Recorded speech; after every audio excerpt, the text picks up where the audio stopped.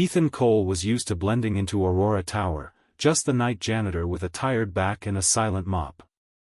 But tonight, every eye froze as CEO Madison Lake collapsed mid-gala, choking, lips turning blue. Phones rose. No one moved, except Ethan, who dropped everything and ran. Before we dive in, drop a comment with where you're watching from, and don't forget to subscribe for more stories like this. Let's begin. Ethan Cole had spent enough nights in Aurora Tower to know that nobody ever noticed the janitor. On the 37th floor, the gala lights shimmered over crystal glassware and designer gowns while Ethan pushed his mop in the shadows, thinking about whether Chloe had remembered to warm the leftovers he'd left in the fridge. He just bent to pick up a fallen napkin when a noise sliced the room, glass shattering, chairs scraping, heels skidding. Madison Lake, the famously unshakable CEO of Lake Industries, was on her knees. Her hands clawed at her throat, eyes wide, breath locked somewhere between panic and silence. A ring of wealthy donors froze around her, phones lifting as if documenting her death was more urgent than stopping it. Ethan didn't think. He dropped the mop and ran.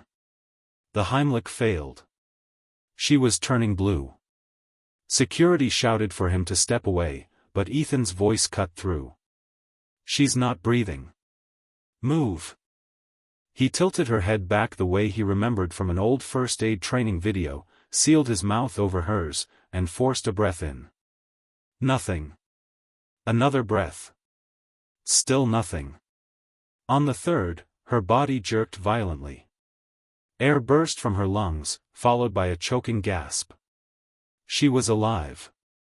But instead of gratitude, Ethan felt hands clamp onto his shoulders, security dragging him backward as the crowd erupted. "Hands behind your back," the guard barked. "He assaulted her, get him out." Ethan's chest burned. "No. I saved her." He twisted around, searching the crowd, praying Chloe hadn't seen. But she had. His 8-year-old daughter stood near the entrance, eyes huge with fear as her father was dragged away in front of hundreds of strangers. Security shoved Ethan into a narrow back corridor that smelled of cleaning chemicals and stale coffee. The guard's grip was bruising, but the humiliation burned worse. On a monitor beside the desk, the footage looped, Ethan on his knees, his mouth over the CEO's. Without context, it looked damning. "That's misconduct," said Grant Porter, the rigid HR director who entered the room with the stiffness of a man born with a rulebook in his spine. "You touched Ms. Lake without consent. In front of donors." "I saved her life," Ethan said, voice shaking with anger. "She wasn't breathing." Porter didn't blink. "You are suspended effective immediately. There will be a full investigation." Ethan's world froze. Suspended meant no paycheck. No child support adjustment. No rent. No insurance for Chloe's asthma medication. "Dad," came a small voice from behind the door. The guard blocked the doorway, but Ethan leaned to see the sliver of Chloe's frightened face. "It's okay, Bug," he whispered, though nothing felt okay. Porter gestured sharply. "Escort him out." Before the guard could move, the corridor lights flickered, and the elevator dinged. Madison Lake appeared on a stretcher, pale but conscious, paramedics flanking her. Her eyes were glossy, unfocused, until they landed on Ethan. Everything in her expression sharpened. She raised a trembling hand. "Stop." The guard froze mid-step. Madison pulled the oxygen mask aside. Her voice came out hoarse but razor-sharp. "Why is he restrained?" Porter cleared his throat. "There were concerns." "Concerns?" she snapped. "He saved my life. Release him. Now." The guard's hand dropped instantly. Madison's gaze never left Ethan. "I want him in my office tomorrow morning." She took a breath. "And his record is cleared." Ethan stood stunned as they wheeled her away. For the first time all night, he felt Chloe's small hand slip into his. "See, Daddy," she whispered. She knows you're good. Ethan barely slept. The city buzzed outside his window, but his mind wouldn't stop replaying the moment Madison had intervened. Why him? Why publicly? Why so fiercely? By morning, Chloe sat at the breakfast table swinging her feet while Ethan adjusted her backpack. Are they gonna fire you today? She asked quietly. I don't know, he admitted. But I'm going to tell the truth. Chloe hugged him hard. Be honest. Mom always said honesty fixes things. He didn't tell her that honesty didn't pay rent. Aurora Tower felt different as Ethan walked in through the front entrance for the first time. Executives stared. Assistants whispered. A security guard actually nodded respectfully. Ethan stepped into Madison's office, an all-glass corner fortress overlooking Chicago. Madison stood at the window, back straight, hair pulled into a sleek knot. She turned, expression unreadable. I reviewed all security footage, she said. Every angle. You acted exactly as a trained responder would have. Ethan swallowed. So I'm not fired? Of course not. She motioned for him to sit. In fact, I'm offering you a new position. The words hit him harder than the accusations had. A position? Ethan echoed. Emergency Response Safety Officer, Madison said. Day shifts. Full salary. Benefits for you and your daughter. Training included. Ethan blinked. Why me? You did what no one else did, she said. Everyone watched. You acted. That's the instinct I want in this building. Then she paused, something flickering behind her eyes. When I was unconscious, she said quietly, the first thing I heard was your voice. You told me to stay with you. She swallowed. I don't know why, but it mattered. Ethan felt heat rise in his face. I just didn't want you to die. Madison nodded. I know. That's why I'm offering you this chance. For the first time in years, Ethan allowed hope to seep in. I accept, he said. Ethan left her office feeling weightless, but the moment the elevator doors closed, that weight returned. Something was off. In Madison's expression. In Porter's silence. In the board's sudden interest in him.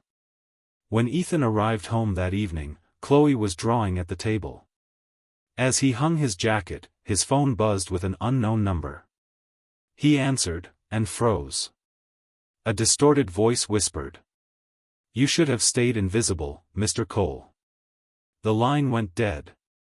Ethan stood still, heart pounding. Someone knew his name. His involvement. Maybe even Chloe. He locked the door and checked the windows twice before Chloe asked, Daddy? Why are you scared? He forced a smile. Just tired, bugged. But as he tucked her into bed, a memory surfaced, one he hadn't thought about in years. His brother.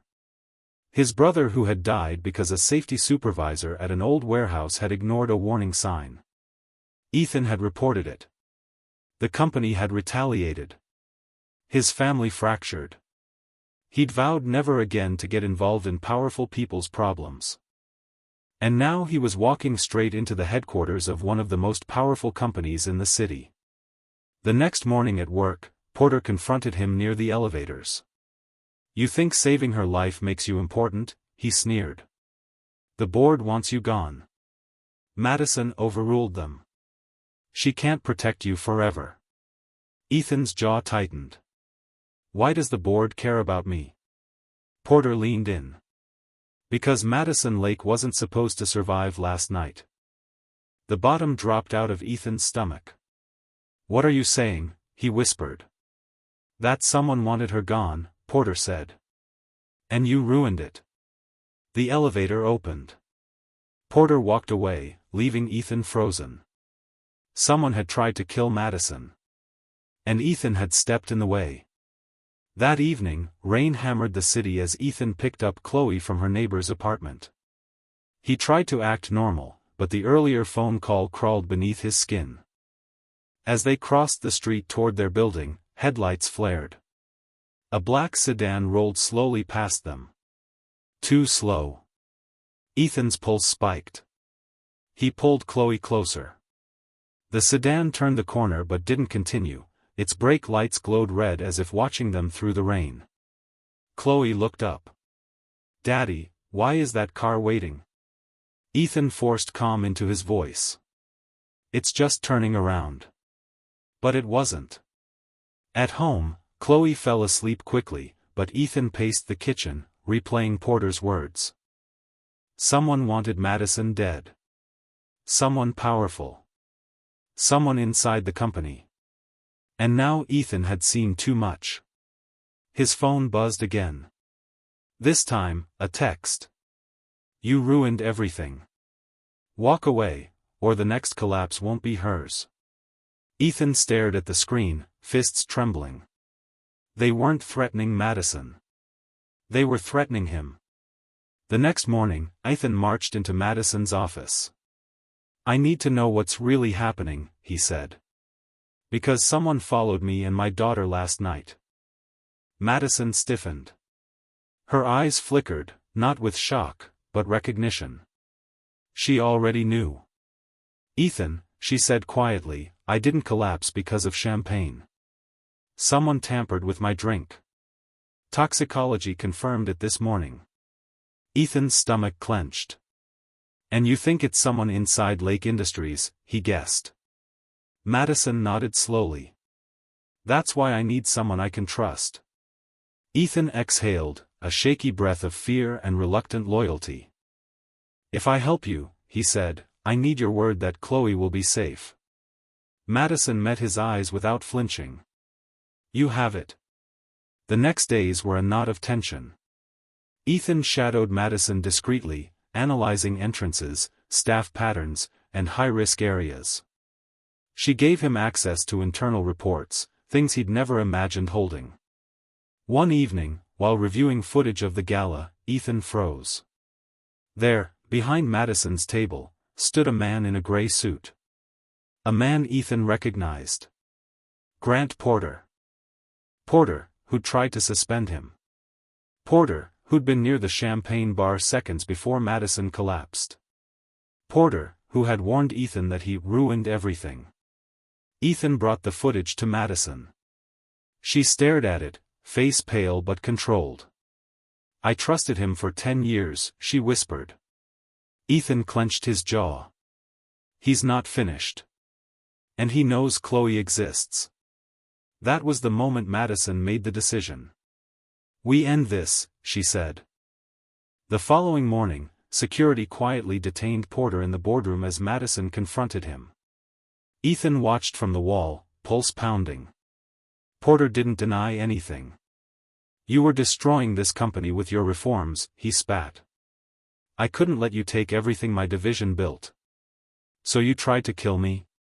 Madison asked. Porter just smirked. "You weren't supposed to survive. But your janitor friend over there, he complicated things." Ethan stepped forward, rage simmering. "That janitor is the only reason you're not already facing a murder charge," Madison said coldly. "Get him out of my building." Security escorted Porter away. Madison turned to Ethan. "You saved my life twice," she said. "The board will approve your new division today." "And Ethan, I meant what I said. Your daughter will always be protected." Ethan stepped into the elevator afterward with a feeling he hadn't known in years. A future. A real one. For him. For Chloe. And maybe, someday, for the woman whose life he saved. Thanks for watching. Like and subscribe for more stories that stay with you.